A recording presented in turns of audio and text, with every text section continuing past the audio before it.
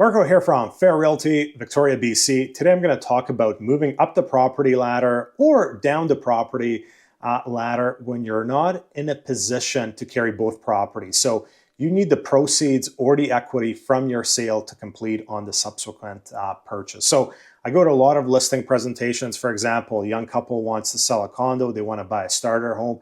They're not in a financial position to buy that starter home first, complete on it, and then sell their condo. They have to sell their condo to be able to purchase the home. Or younger couples, maybe they already have a starter home, but their kids are growing up. They want to buy a bigger home in a more desirable neighborhood, or people want to downsize. There's a lot of situations where people have to sell and buy. And I always give them the three scenarios.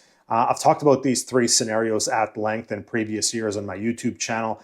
First of all, you can make offers subject to the sale of your property, whether that's a condo, single family home. The problem is if you find an attractive single family home, and let's say it's in a desirable neighborhood you want to upgrade to, and that home is reasonably priced, that home is going to be attractive to other buyers as well. So you make an offer, three other buyers make an offer, and none of their offers are subject to the sale of a property. You have no chance with your subject to sale. You might have a chance on properties that have been sitting on the market for a long time that are overpriced.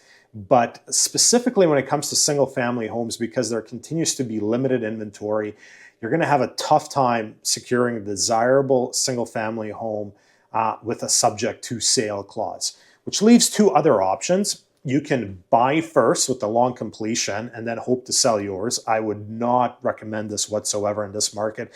This only works in overheated markets where you're pretty much guaranteed to put your home you have to sell on the market, and you know it's going to have multiple offers. The final option, which I think makes the most sense, is sell first with a long completion and then go shopping. You know exactly what your house sold for.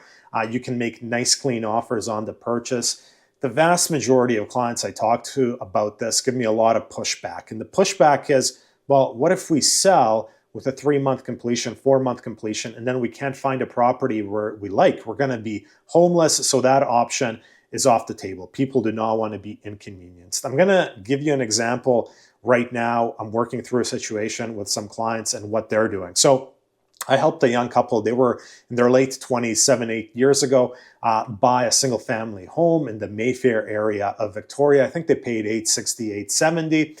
And now they have 2 kids.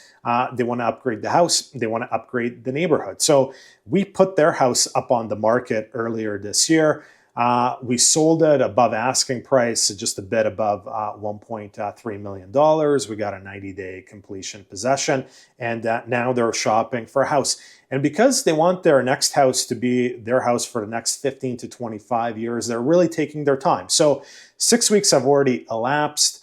They contacted me today and said, hey, Marko, we're looking at Airbnbs. Do you think we should get an Airbnb for 3 or 4 months to give us ample time to find a home? So these people are willing to inconvenience themselves. They have 2 young kids. They have 2 cats. They've sold their house. They're willing to go into an Airbnb while they shop for their dream property, because they know when their dream property does come up, it's going to have to be a competitive offer. And if their house wasn't sold and they were having to make an offer subject to the sale of their house, they would have no chance. So a lot of these people that don't want to get inconvenienced, they often ask me the question, well, Marko, we can't be the only people that have to sell and then buy. This makes no sense that there is no good option. There is no good option because you have people like my clients that are willing to sell first, take the risk of having to go into an Airbnb, which also means a bit of inconvenience. They're going to have to put their stuff in storage. They're going to have to move twice. First, they're going to have to move to the Airbnb, and then they're going to have to move to the house they eventually want to purchase. But they want to put themselves in the best possible position to secure their dream home at the best possible price.